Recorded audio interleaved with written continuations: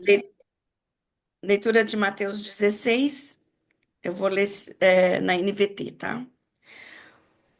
Os fariseus e saduceus vieram por Jesus à prova, exigindo que lhes mostrasse um sinal do céu. Ele respondeu: Vocês conhecem o ditado: céu vermelho ao entardecer, bom tempo amanhã. Céu vermelho e sombrio logo cedo, mau tempo o dia todo. Vocês sabem identificar as condições do tempo no céu, mas não sabem interpretar os sinais dos tempos. Pedem um sinal porque são uma geração perversa e adúltera. Mas o único sinal que lhes darei será o sinal do profeta Jonas. Então Jesus os deixou e se retirou.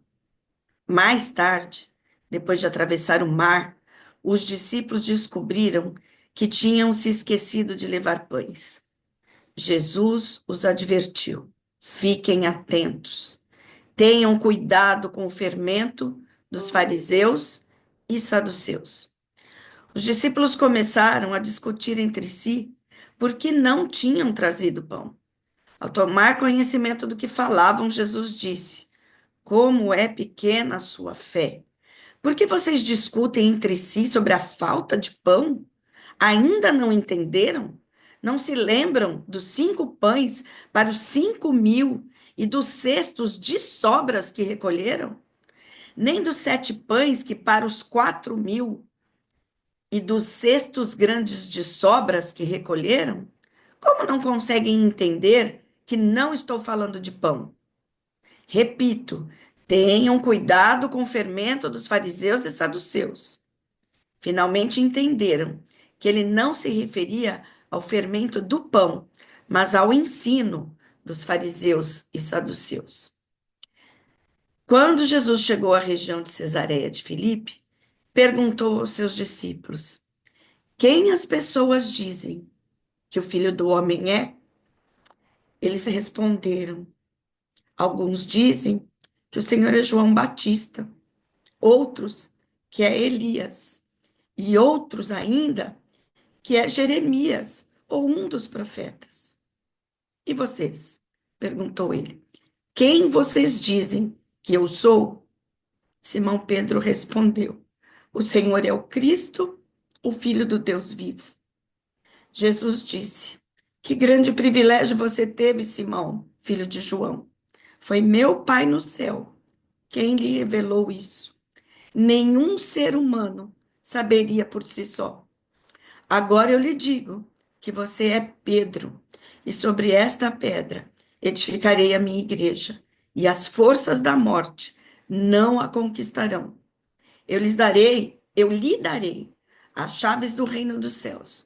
O que você ligar na terra terá sido ligado no céu, e o que você desligar na terra terá sido desligado no céu. Então ele advertiu aos seus discípulos que não dissessem a ninguém que ele era o Cristo.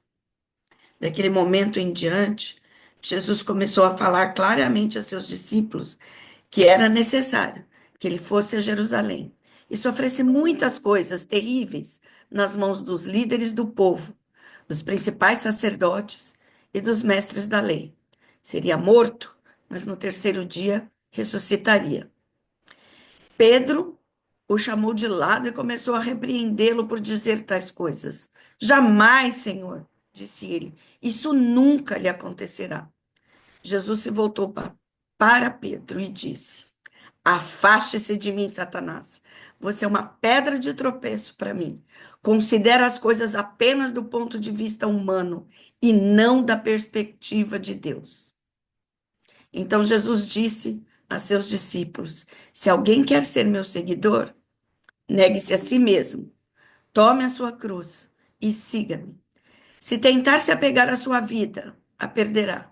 Mas se abrir a mão da sua vida por minha causa, a encontrará. Que vantagem há em ganhar o mundo inteiro, mas perder a vida? E que daria o homem em troca de sua vida? Pois o Filho do Homem virá com seus anjos, na glória de seu Pai, e julgará cada pessoa de acordo com suas ações. Eu lhes digo a verdade: alguns que estão aqui, neste momento, não morrerão antes de ver o Filho do Homem vindo em seu reino. Amém. Hum, Podem abrir os microfones. Ah, a Mara está de volta. E sim, hein? Oi, gente, que saudade! A Edna, eu fechei seu microfone durante a leitura porque estava virando as páginas, estava fazendo um barulho, viu? Depois você abre aí. Eu acho que a pergunta central desse texto, desse conjunto de textos, depois a gente vai analisar ponto a ponto, mas a pergunta central é: qual é o fermento dos fariseus?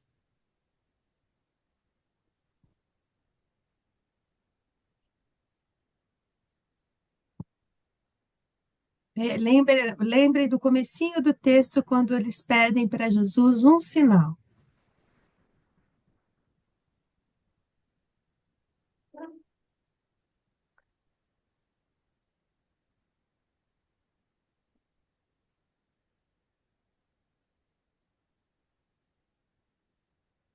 Eu acredito que o fermento dos fariseus é lançar dúvida no coração.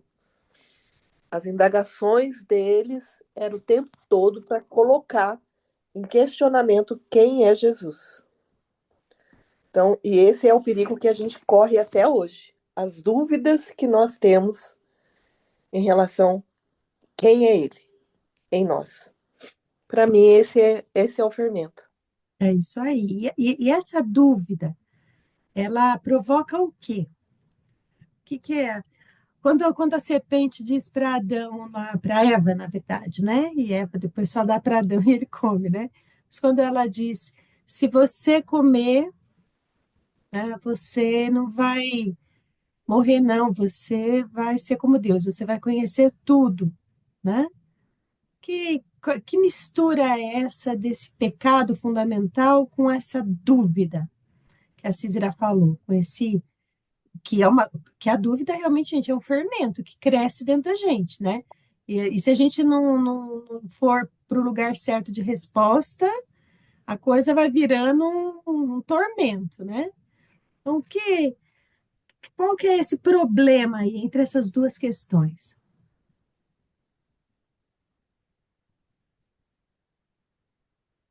Olha eu lançando dúvida em vocês. É, eu acho assim que essa parte ela vai falar sobre a importância do discernimento espiritual, né? A capacidade de a gente discernir da verdade, da mentira, da injustiça, o bem e do mal, né? E isso é por isso que Jesus fala sobre essa questão do fermento. Porque se a gente permite que ele vá crescendo e a gente não consegue discernir de forma que está crescendo dentro da gente, a gente vai começar sendo levado por essas dúvidas, esses enganos. Então, ele fala sobre a questão do discernimento, penso eu. É isso, e essa é a solução para o problema, que é a dúvida, né? A dúvida é o fermento, e o discernimento espiritual é a solução, né? O Jesus chega até a falar para eles, né? Quando ele fala no 12 aí, finalmente É eles falta entenderam de fé. que ele se referia não se referia, aliás, ao fermento do pão, mas ao ensino dos saduceus, dos fariseus e saduceus. Então, o que é esse ensino deles aí, gente? Que eles ensinavam que era fermento? A questão do legalismo, né? A questão das leis, né? As doutrinas enganosas, né? As tradições rigorosas, né? Isso que eles ensinavam. Era uma forma de colocar mais peso ainda em cima do povo, né, que E estava menos em cima fragilizado deles. naquele momento. Hã? E Menos em menos cima em deles. cima deles, né? Então, assim, se a gente fosse pensar em termos de pecado, nessa primeira parte fica bem claro quando eles pedem para Jesus um sinal. Esse pedido deles é que faz Jesus, quando vai para o barco, falar: ó, vocês tomem cuidado com esse fermento. Tomem cuidado para não cair na armadilha desse fermento. A armadilha desse fermento é eu provar que eu sou o bom. É eu provar, essa é a armadilha do fermento. É eu provar que eu sou igual a Deus, que a coisa está na minha mão, que o controle está na minha mão. Então, Jesus poderia falar: peraí, vocês não estão acreditando? Deixa eu provar para vocês. Ele ia cair justamente na armadilha da serpente, que é você igual a Deus. É tirar a identidade do homem como criatura, colocar a identidade do homem como Deus. Essa é a principal dúvida que o diabo coloca na nossa mão. A vida toda está na tua mão? Está na tua mão? Você não vai fazer nada quanto a isso? Você não vai provar que você é filha de Deus? Você não vai demonstrar com a criação dos seus filhos que você é filha de Deus? Você não vai demonstrar com as suas atitudes dentro da igreja que você é filha de Deus? Você não vai ter um comportamento? Não está na tua mão? Não está na tua... Esse é o fermento dos fariseus o tempo todo. O tempo todo. E quando Jesus fala para eles assim: vocês sabem discernir, aí tem a ver com a resposta da Edna, né? Vocês sabem discernir o tempo, né? E isso não tem problema, não precisa de prova. Tá chovendo, né? Tem até um termo para isso, as professoras de português e de plantão me ajudam. Tem até um termo para isso, né? Eu não sei se eu vou falar certo, se é axioma mesmo, mas está chovendo, é um axioma, não precisa de prova. Está chovendo, né? É uma verdade por si só, vai ser prova, é o fato, né? Agora, ali não, ali precisa de prova. Na religião, você precisa de prova, você precisa do caminho do peregrino, não do livro peregrino, né? Mas o caminho do peregrino, a dificuldade do peregrino. Você precisa desse esforço humano para chegar. Você sabe? Esse é o fermento dos fariseus. Essa é a dúvida que a Cícera disse lá no começo. Quem você é? Quem é você? Qual é a sua identidade? E Jesus poderia ter caído na deles aí, né? Se a gente cai, a gente cai nesse fermento. Ou não?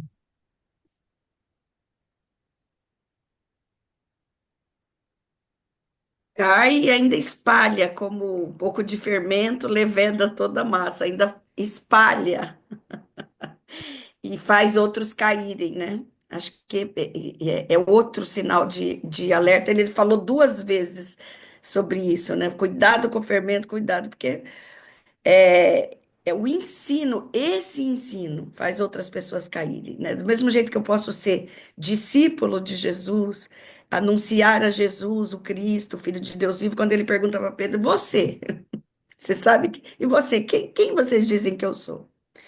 E aí Pedro cai ele falou: bem-aventurado é você, que você não foi ninguém que te falou, por si só você não descobre. Por si mesmo você está espalhando o fermento dos fariseus. Você vai na sinagoga, recebe todo tipo de ensinamento, chega na sua casa, ensina isso para os seus filhos, ensina isso para os seus amigos e o seu comportamento reflete isso.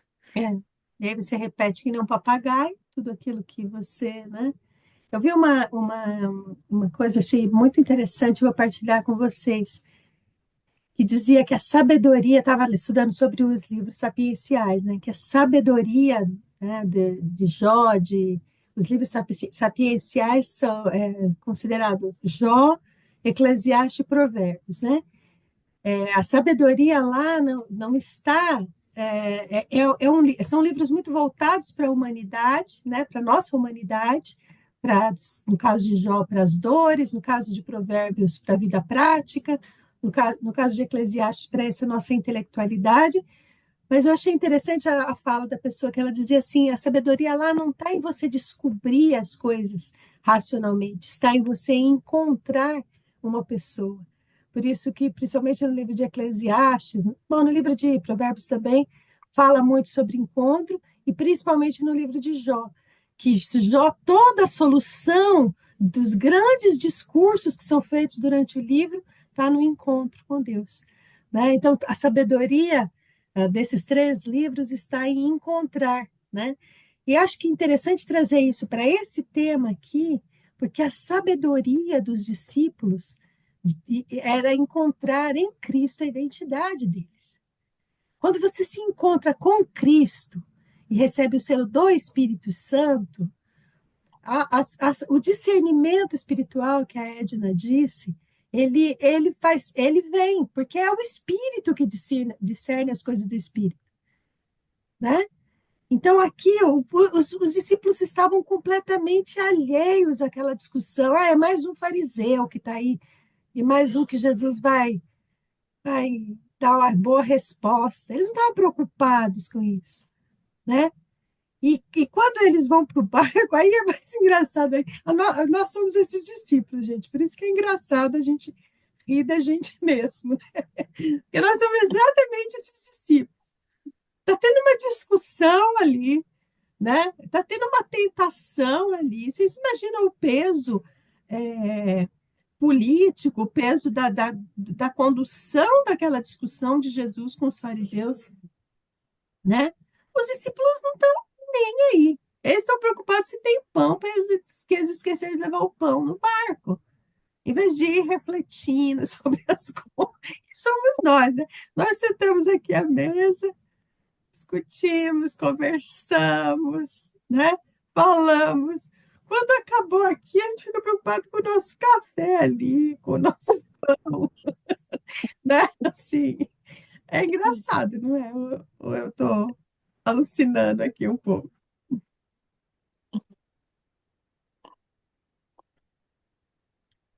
Aí, bom, enfim, né? Aí ele vem e fala assim: vocês fiquem atentos com o fermento dos fariseus. Aí eles acham que ele está falando de pão, né? Eu estou pensando aqui, a gente sai de um culto maravilhoso, louvor, adoração, a mensagem divina. Quando o pastor fala, vão em paz, a gente, nossa, o que que a gente vai fazer no almoço agora? O que que a gente... Ai, rápido, porque senão vamos perder o último hino, porque senão a gente não consegue sair de estacionamento. Ai, ai. Sabe que é belíssimo a gente meditar sobre as coisas de Deus, mas existe uma vida prática que nos puxa, né? Existe uma vida prática que nos puxa para a praticidade da vida, para a necessidade imediata ali, né? E é nessa necessidade imediata que a gente se perde, no fermento dos fariseus, que, como disse bem a Cícera, são as nossas dúvidas. Não é na hora do culto, não é na nossa meditação aqui, na leitura da palavra, é na vida, como diria a Angélica, é na vida ordinária da gente, que a gente se perde nas dúvidas, que é esse fermento. Quem eu sou, o que eu estou fazendo aqui, né? Por que que eu faço isso? O que que eu vou comer? O que que eu vou vestir? Como é que eu vou resolver esse problema, né? É ali que a gente se perde, né? Perde a nossa identidade. Edith, eu queria só esclarecer aqui na minha cabeça. Então, eles ficaram 400 anos sem, até que Jesus veio e começou o ministério, eles ficaram aquele tempo todo só nas mãos dos líderes religiosos, certo? O povo. Porque Deus se silenciou nesse período, não é isso que aconteceu? Só me localiza.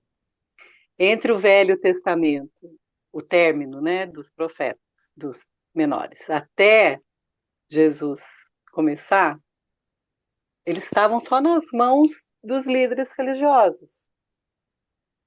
É Será? isso? O que Não, é vocês o que eu acham? estou perguntando. É, porque eu vejo, por exemplo, a nossa Bíblia não traz, por exemplo, os livros de Macabeus, que daí está 200 antes de Cristo, né?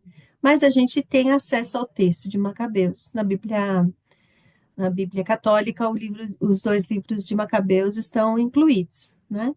E isso são 200 antes de Cristo, como Deus libertou o seu povo, né?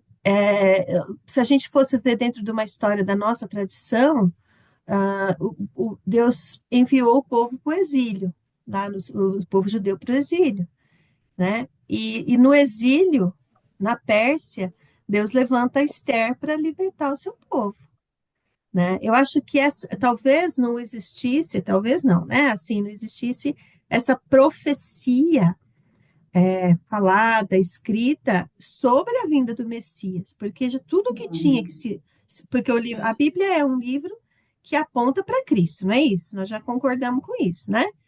Mas existem outros escritos, existem outras referências, existem outras coisas sobre a história do povo de Deus, né? Então, por exemplo, a gente viveu, não viveu fisicamente, mas conhece a história recente, por exemplo, do Holocausto, né? Existia uma profecia sobre isso, existia uma profecia sobre o livramento do povo. E nós somos testemunhas de que num dia, isso é profecia bíblica, em um dia Deus tornaria Israel uma nação novamente. E em 1948 Deus tornou, né? Então não é que terminou o Novo Testamento lá em quase 100 depois de Cristo, os escritos do Novo Testamento, que a gente não tem profecia de lá para cá, a gente não tem a profecia da revelação, porque a revelação já foi tudo, tudo que tinha que ser revelado já foi.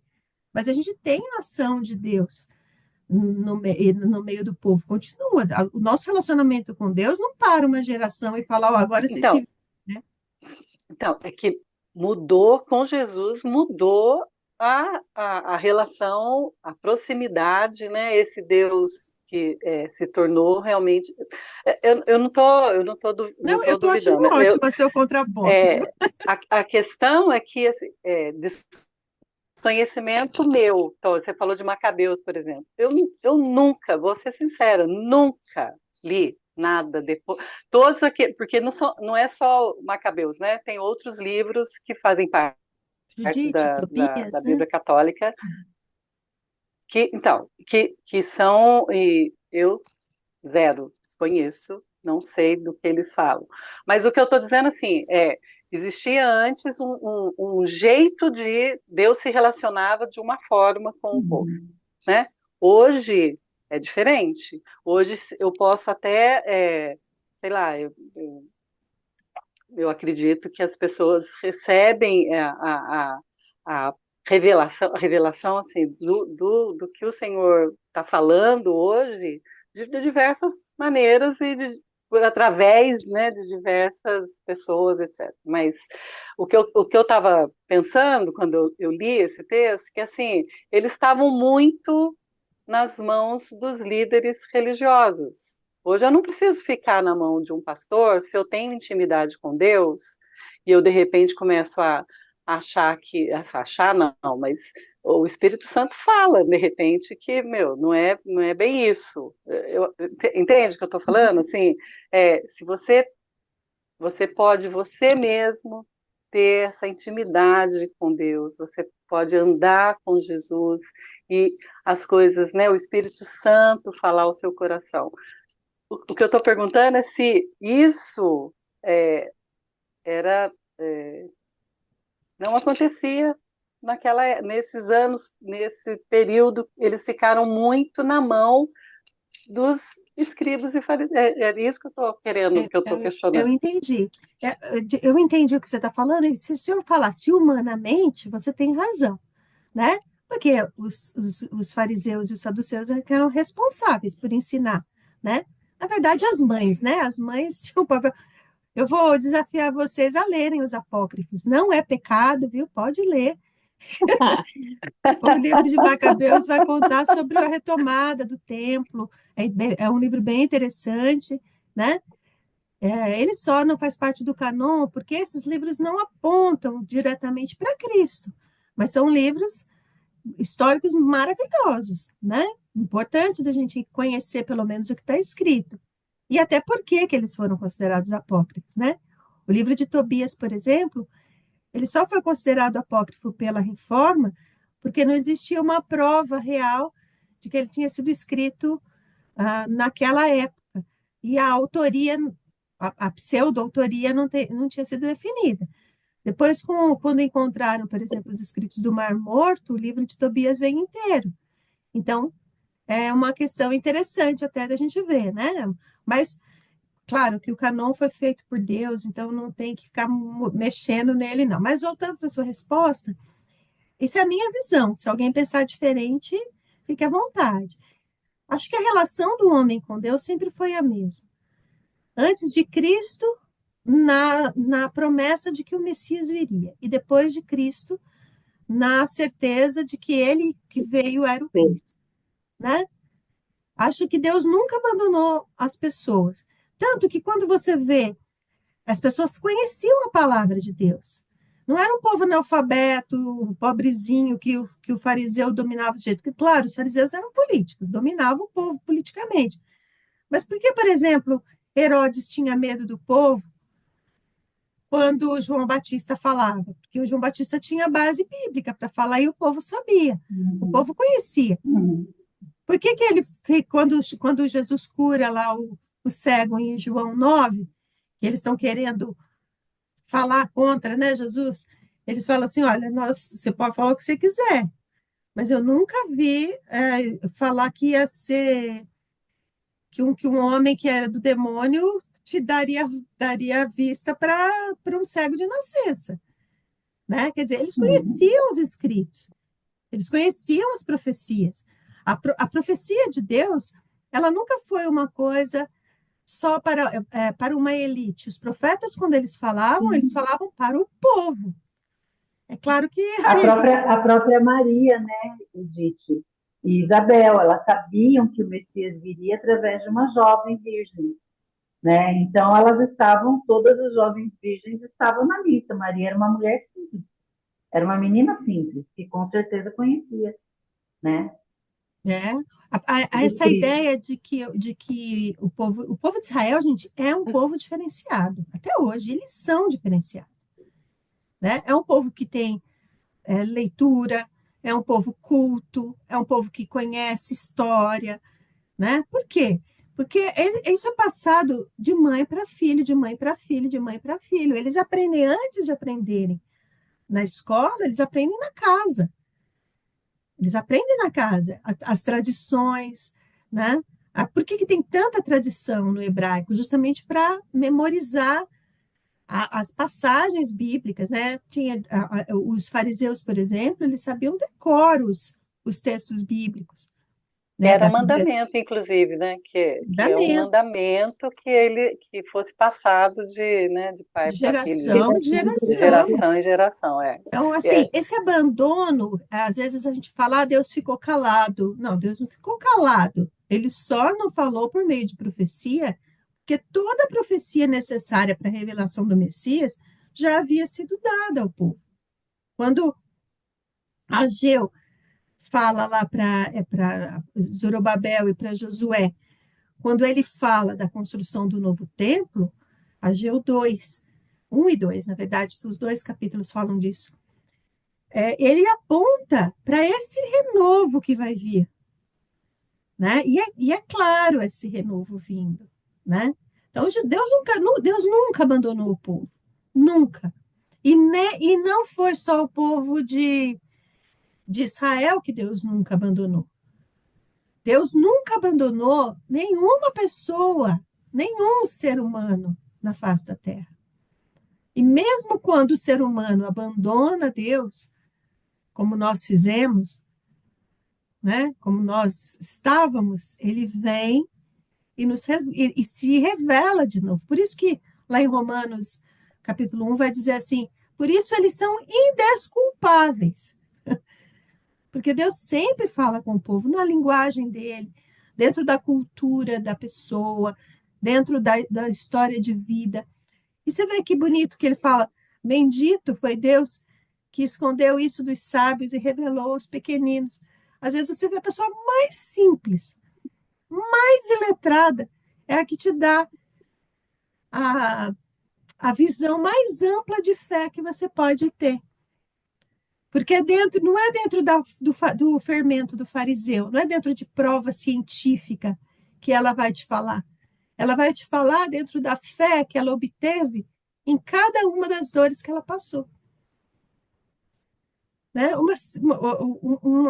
Uma senhora, acho que foi daquele que vocês mandaram no grupo lá, uma das mulheres de oração lá, sabe aquela, aham, sabe aquele de oração?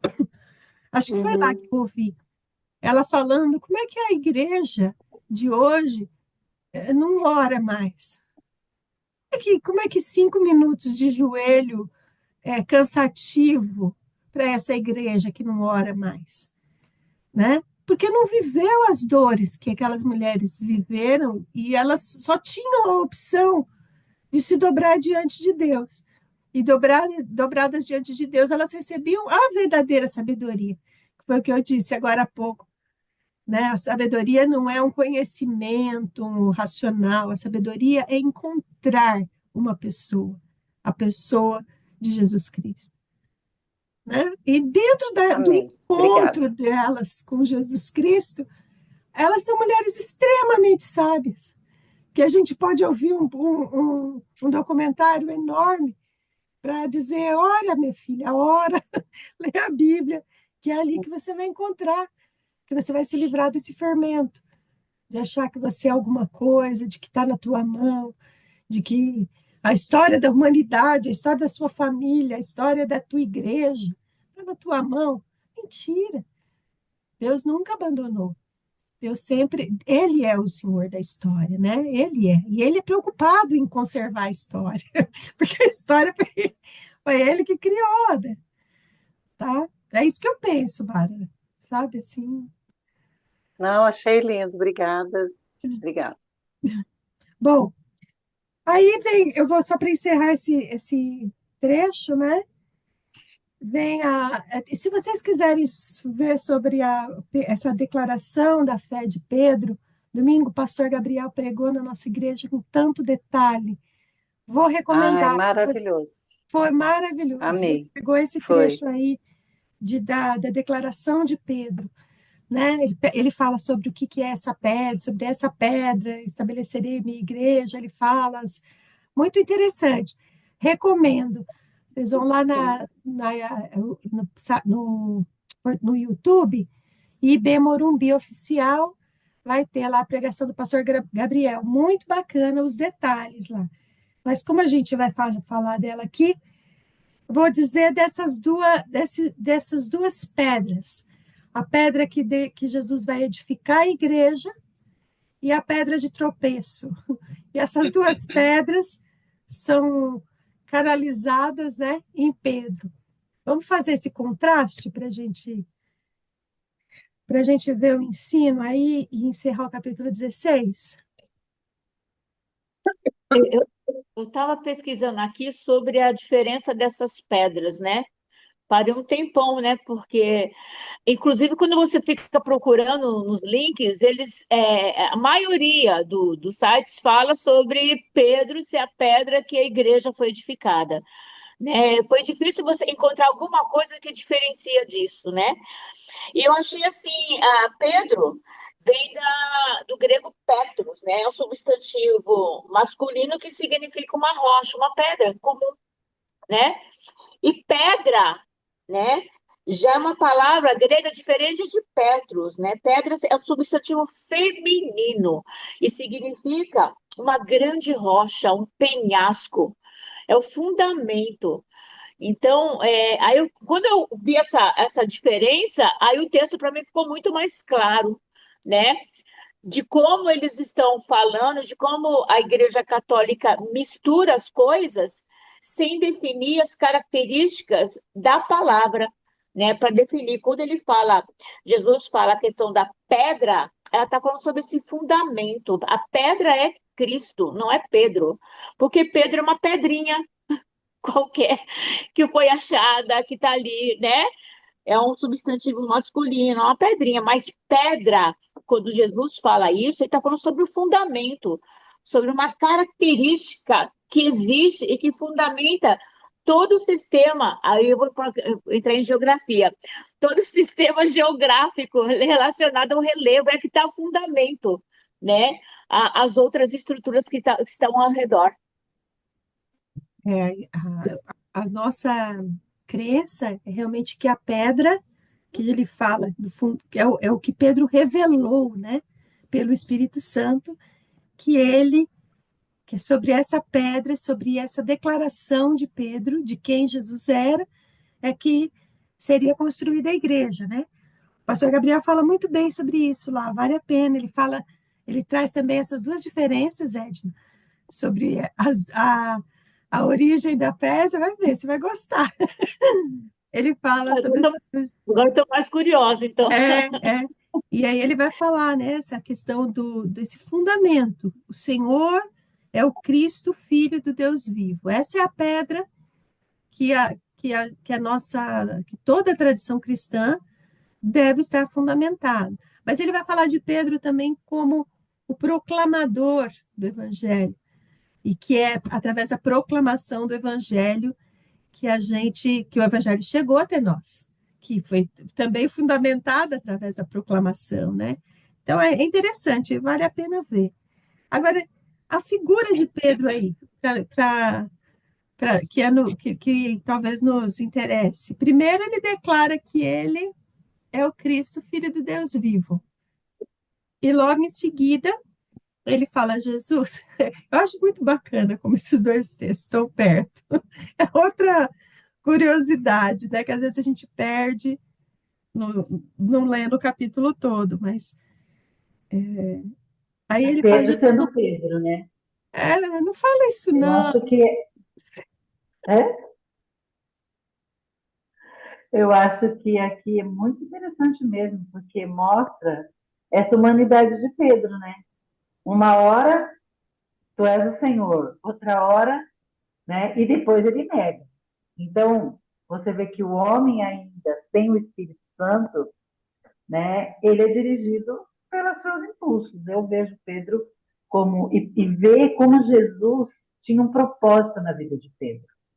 Porque Jesus já podia ter deixado Pedro para lá há muito tempo, mas Pedro fazia parte, ele era essa pequena pedra, mas como uma pequena pedra, ele fazia parte do propósito do projeto de Jesus, para depois que Jesus fosse, né? E a igreja fosse edificada. Então, ele tinha que ser lapidado. E eu acho que isso é que ele faz com a gente. Quantas vezes nós já não falamos Senhor, Senhor de manhã e na meia da tarde a gente falou Senhor, afasta de mim esse cálice, afasta de mim essa prova, afasta de mim. E Deus está usando aquilo para trabalhar com a gente. E a gente no mesmo dia, se tomar cuidado, a gente ainda pode negar Jesus no fim do dia. Então, essa nossa instabilidade, só que hoje nós temos o Espírito Santo que nos. Só que Pedro tinha o próprio Jesus na sua frente, né?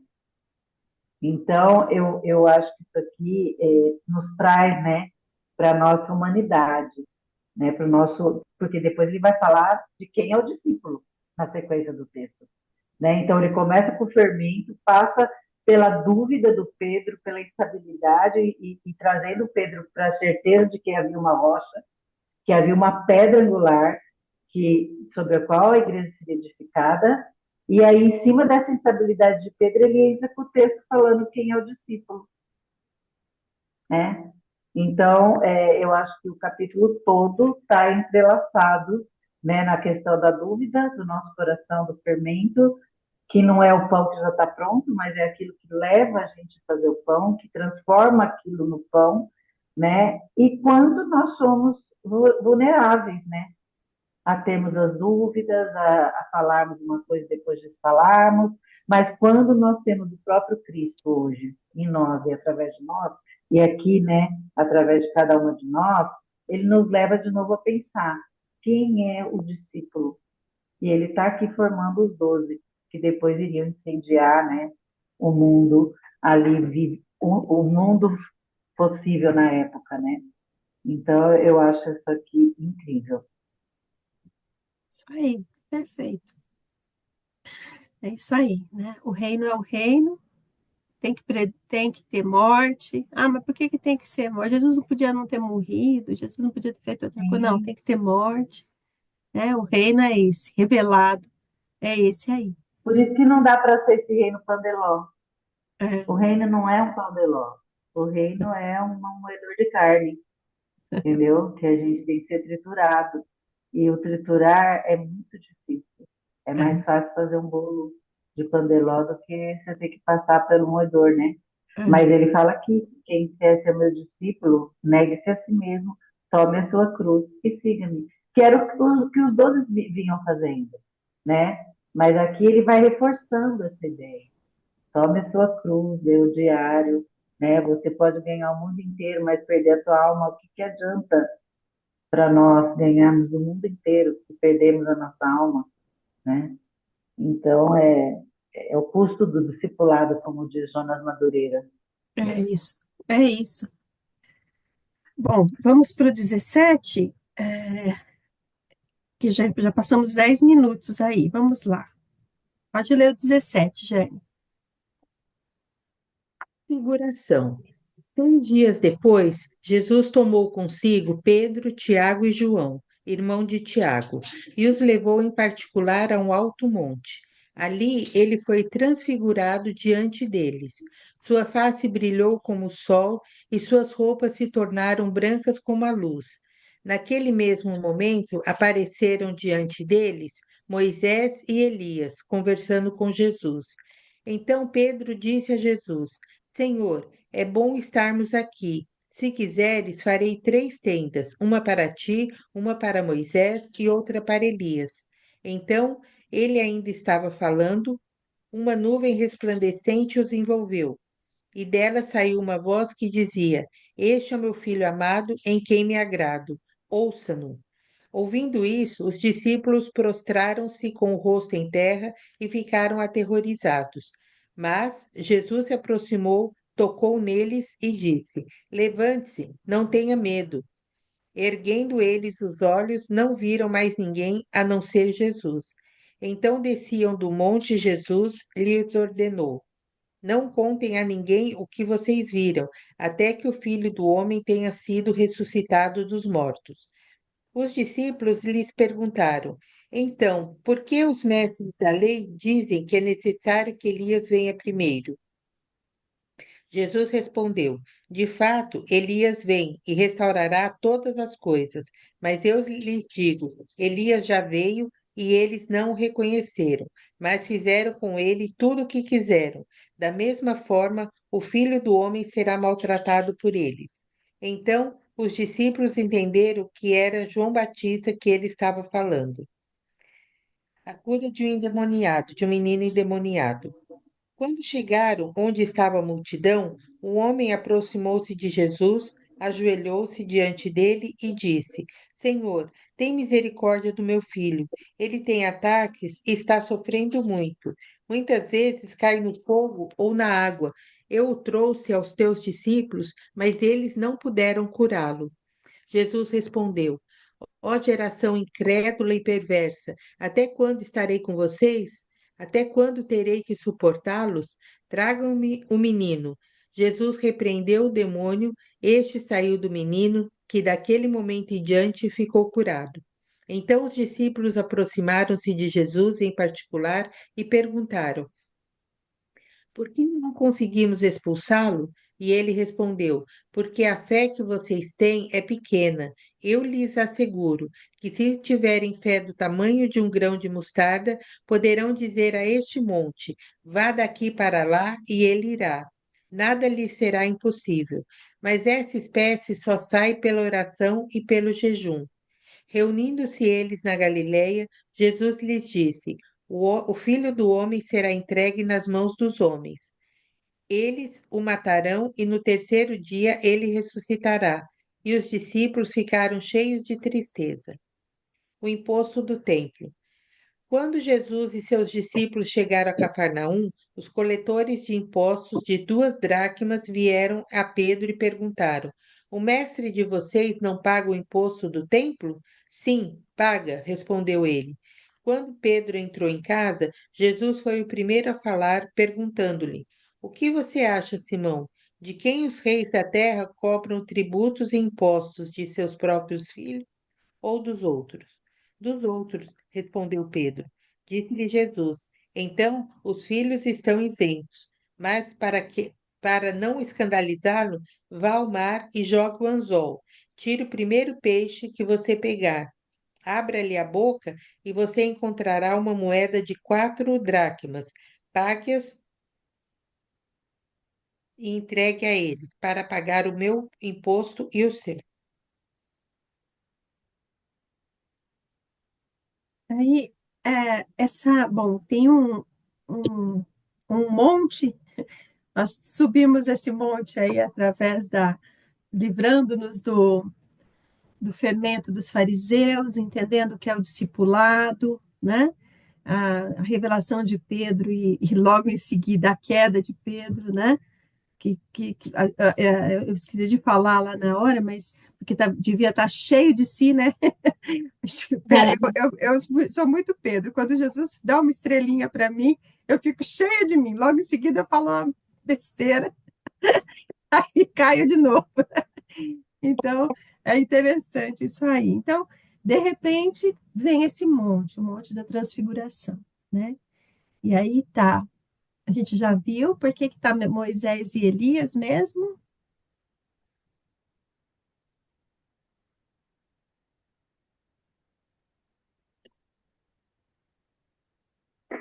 A lei e os profetas? A lei e os profetas. E tinha uma tradição também. A lei e os profetas é a ideia central, e é isso mesmo. Mas Sim, tinha uma tradição também, pessoal, bom, em relação a Elias, de que Elias não morreu, né? E sim. em relação a E Moisés, que Moisés, o, ninguém viu o corpo, que o corpo foi, né? Então desapareceu. é interessante, né? Então tá ali a lei e os profetas se cumprindo, se reverenciando, né? A Cristo, quer dizer, esse encontro é um encontro que testemunha muito. Tanto Pedro vai falar depois nas cartas, numa das cartas dele, sobre esse momento. E Pedro, acho muito bonita, acho que a primeira Pedro, que ele vai falar, que nós não estamos. Olha, eu não estou contando para vocês uma historinha da carochinha. Eu estou contando para vocês uma coisa fundamentada. Eu só fui testemunha, eu vi, né? É, lá o céu se abrindo e falando, esse é meu filho amado em quem eu comprazo, e Pedro está se referindo a essa passagem e não ao batismo de Jesus, né? Porque é nessa passagem aqui que eles têm a confirmação plena de que a lei e os profetas falavam do Messias, estava todo mundo ali, né? Interessante também Pedro querer, a gente já comentou isso no outro evangelho, Pedro querer construir uma cabana. Quando a gente começa a estudar a Bíblia, começa a ler a Bíblia, começa a orar, a gente fica aqueles crentes que o pessoal ri até a gente, esses dias acho que a Esther que estava falando isso, Esther, falando que olhava para os pais, às vezes, e falava, ai, crentão, mas agora ela tá, gente, uma crentona, mas uma graça, né? Mas é engraçado a perspectiva de quem começa a ler e a estudar, como aquilo traz uma paixão e um desejo de construir uma cabana e ficar ali, né? Não sair para a vida ordinária, né? Para a vida normal aí. A gente aprendeu essa vida ordinária com a Angélica, né? A gente até usa fora daqui, viu, Angélica? Ai, ai. Bom, enfim, essa questão de Jesus, essa reafirmação, né, de que ele é o Cristo. E aí eu descida do monte. Subimos o monte, né, com o discipulado, vimos lá toda aquela maravilha. E aí na descida do monte? É uma coisa que eu ouvia desde criança. Por que que os discípulos não queriam, não conseguiram expulsar aquele demônio? Ah, porque eu ouvi isso desde criança. Mas lendo o texto, agora eu vi uma coisa diferente. Eu ouvi a minha mãe falar, ah, isso aí só sai com muito jejum e oração, né? E eu ficava, ai, puxa, preciso jejuar mais, preciso orar mais, preciso para ter esse poder, né? Mas vamos ver o que o texto diz aí mesmo, quando eles perguntam por que que nós não conseguimos o versículo 19 e 20. Olha aí de novo, Jane, 19 e 20. Então os discípulos aproximaram-se de Jesus em particular e perguntaram: Por que não conseguimos expulsá-lo? Ele respondeu: Porque a fé de vocês que vocês têm é pequena. Eu lhes asseguro que se vocês tiverem fé do tamanho de um grão de mostarda, poderão dizer a este monte: Vá daqui para lá e ele irá. Nada lhes é impossível. Mas essa espécie não só sai com jejum e oração, né? Por que que eles não conseguiram? Foi falta de jejum e oração? Não, Foi falta de falta de fé. quê? Falta de Falta fé. de fé. Isso aí é uma questão bem interessante que me esclareceu a cabeça, porque quando eu era criança eu achava que dependia de mim jejuar mais e orar mais, que aí eu ia conseguir ter o poder. E é verdade, não estou dizendo que não é, não. Mas qual é o poder? O poder é, através da oração e do jejum, obter fé. Se a oração e o jejum não te levar a ter fé, não vem da oração e do jejum o poder, né? O jejum e a oração é o caminho para a gente ir reforçando a nossa fé. Se não for para isso, não vai ter barganha, não vai ter, né? Tinha prestado atenção nisso? Eu não tinha, tô falando que eu não tinha. Eu sempre, Você falando aí, eu me lembro aqui, né, quando falou, mas em seu nome expulsamos demônios, fizemos isso, fizemos aquilo, né? Mas eu não tinha fé. não vos conheço. Não vos conheço, porque eu não conhecia Jesus, não adiantava nada, não adiantou nada. Você falando isso agora eu lembrei dessa passagem. Interessante nessa questão foi que o fermento dos fariseus, a dúvida se eles eram capazes de lidar com aquela situação ou não, veio. E aí eles não conseguiram lidar. Porque se eles tivessem certeza que eles poderiam lidar com aquela situação em cima do ensino de Jesus, eles, eles lidariam com aquela Aí vem a situação. dúvida, né, que você falou, né, no Tem a outro dúvida. capítulo. Na nossa E, vida diária, E desculpa, Jesus fala, ó geração incrédula. E no até meio dos quando? discípulos estavam os três que desceram do monte com ele, né? Então, é essa questão da fé, porque depois Jesus termina falando, nada vos será impossível. Você vai falar até para esse monte, passa daqui para colar. E aí, a gente está estudando Efésios, né? Esse mês, né? Esse semestre na igreja. E é aquela famosa oração do Efésios 3:20, que inclusive foi o versículo do meu casamento, quando ele fala, ora, aquele que é poderoso para fazer infinitamente mais do que tudo quanto pedimos ou pensamos, todo mundo usa isso, né? E fica, ora, Deus. Só que o versículo, só que ele continua, conforme o seu poder que opera em nós. É a fé através do Espírito Santo que opera em nós. Então, ele é que vai fazer aquilo que é infinitamente mais do que ele tem para fazer para nós, não é aquilo que eu quero, né? Mas conforme a fé, o poder do Espírito Santo que atua em nós. Então, o que nos tem que nos mover, né, é a nossa fé, né? Porque o próprio Jesus fala que é uma geração incrédula e hoje nós vivemos assim, né, gente? Uma geração movida pelos sinais, ainda. Ah, não, não é o sinal. É sim. As pessoas pedem o sinal, né? E aí, Deus não me deu um sinal, eu não vou. Né? E muitas vezes se esquiva daquilo que é a nossa parte de tomar atitude na situação. Né? Então, aqui faltou a fé para que realmente o demônio fosse expulso. Eles não tiveram aquele discernimento, voltando lá no discernimento, né, do fermento, para entender o que era aquela situação. Gente, isso, inúmeras vezes nós passamos por isso, né, penso eu. Sabe quem Certamente pensaram, eu não tenho poder para expulsar, não vou conseguir expulsar esse demônio. Não, você não ia mesmo, né? Duvidando desde já. sabe que se a gente fala às vezes em fé, não parece uma coisa tão concreta, né?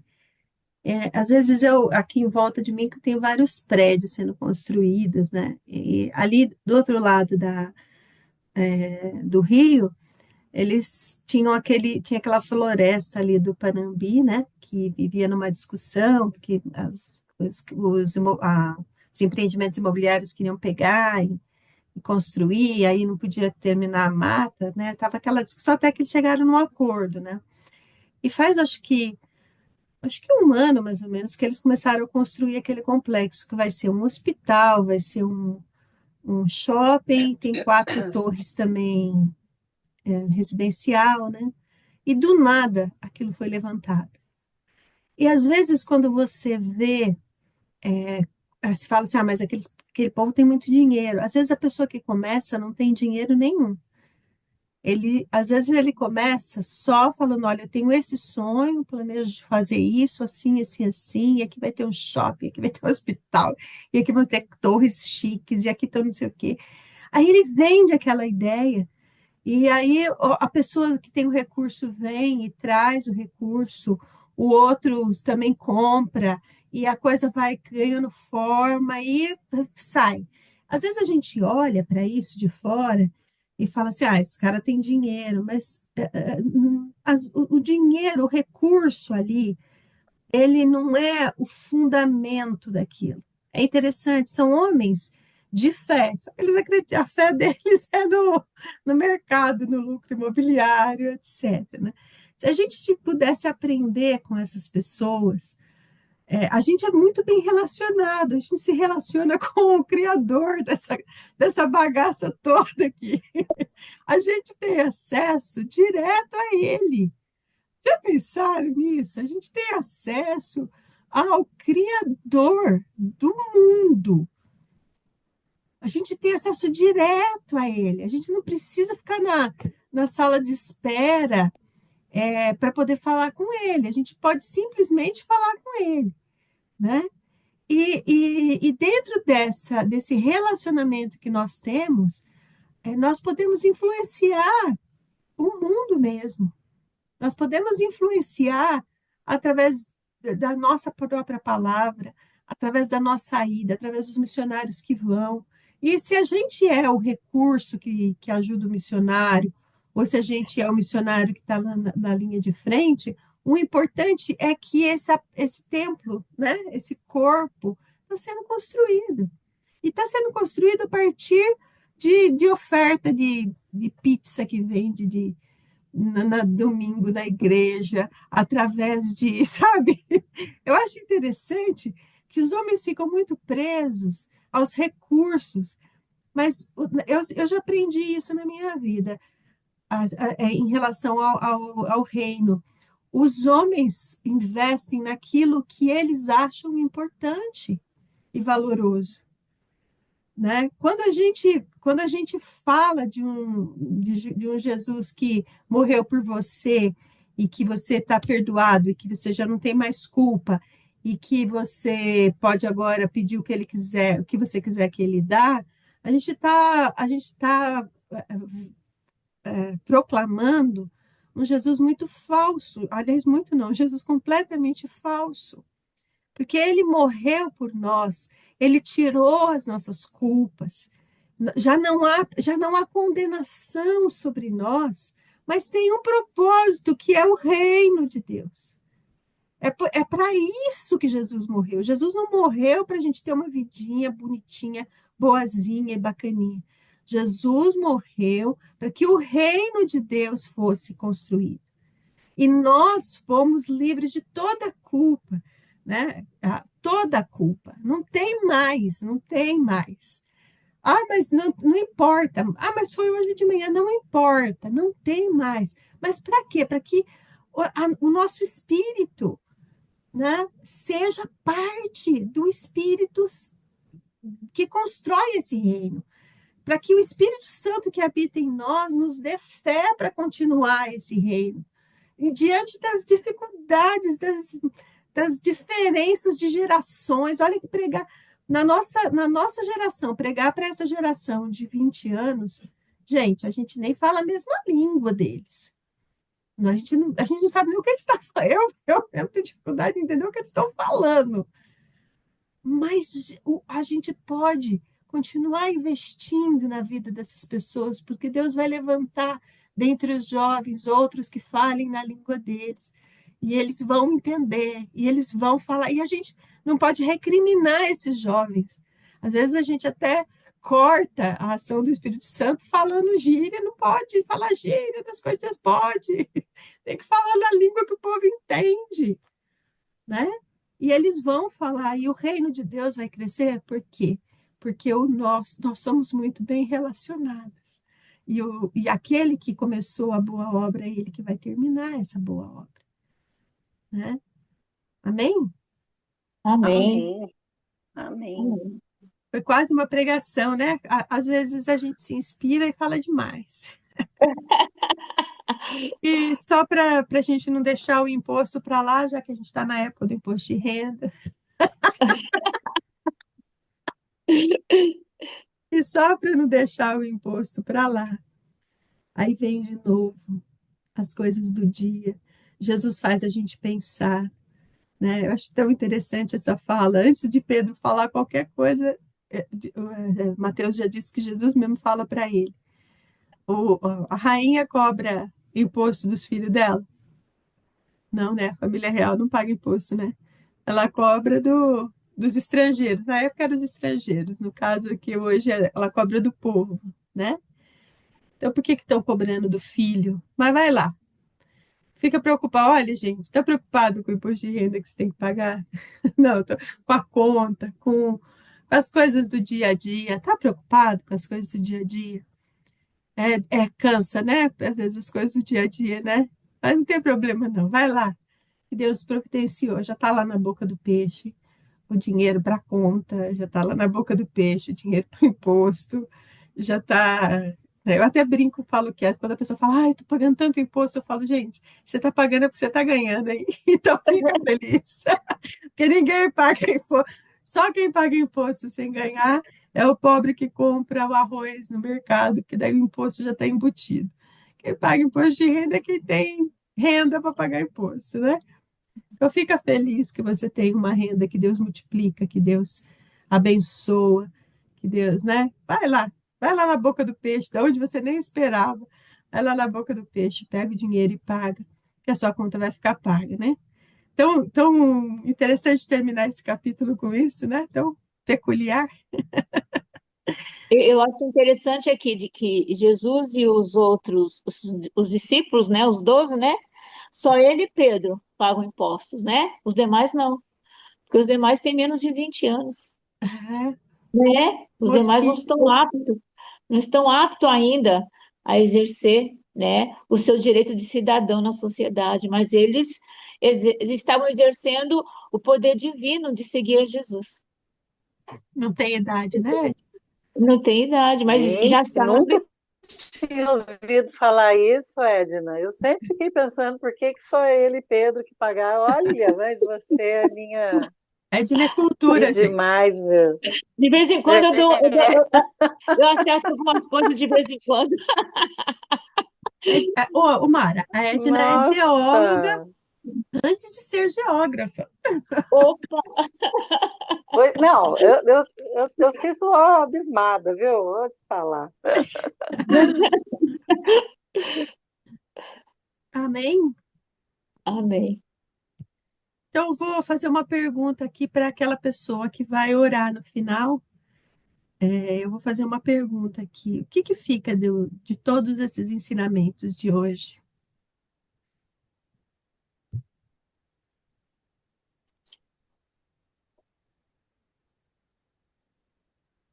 A identidade de Jesus. Eu sou o Cristo, Filho de Deus vivo. Não tem nada mais importante do que isso. Que a partir dele é que nós sabemos quem nós somos e a gente deixa de ser perdido e encontrado pelo reino, porque ele revelou quem ele é. A gente passa a integrar o reino do Filho, né, o reino do amor de Deus. Amém. Então, ora aí. Paizinho, eu quero te agradecer por essa manhã, porque as tuas misericórdias se renovaram para nós. Amém, E Senhor. obrigada, Senhor, pela tua palavra. A tua Amém. palavra é tudo o que nós precisamos para sabermos quem nós somos, mas principalmente para saber quem tu é.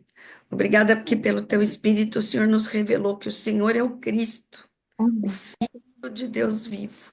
Amém. Foi o Senhor que nos revelou, e isso, Senhor Deus, crava a nossa identidade e nos faz não pessoas que estão vagando nesse mundo como deixa a vida me levar, mas alguém que tem a sua identidade, alguém que Isso. é por isso que o Senhor forja o nosso caráter, porque nós somos seus, nós precisamos ser parecidos contigo.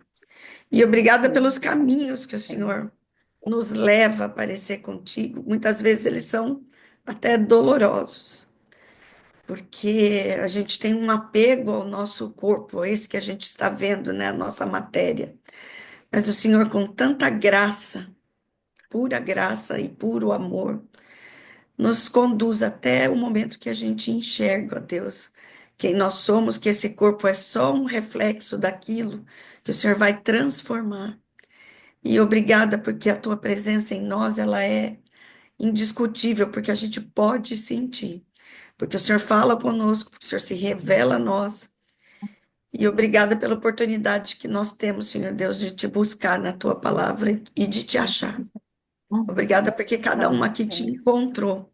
E a gente quer te pedir o mesmo, Senhor Deus. E a gente sabe que essa oração é muito bem aceita pelo Senhor. Aliás, eu acho que essa é a única oração que o Senhor quer que a gente faça.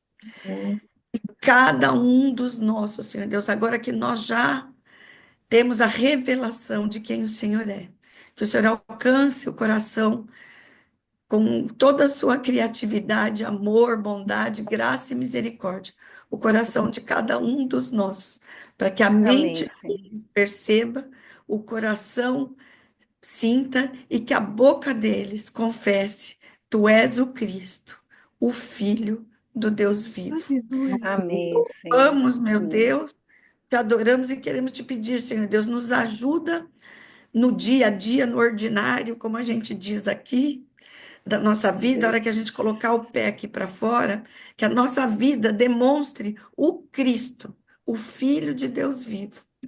Que a gente abençoe, Senhor Deus, as pessoas que trabalham conosco, os nossos clientes, o porteiro do prédio, o vizinho, Senhor qualquer um, Deus, Senhor Deus, o amém. caixa do supermercado, que a gente possa, Deus, mostrar o Senhor, para que eles te conheçam também, Senhor Deus, e te proclamem.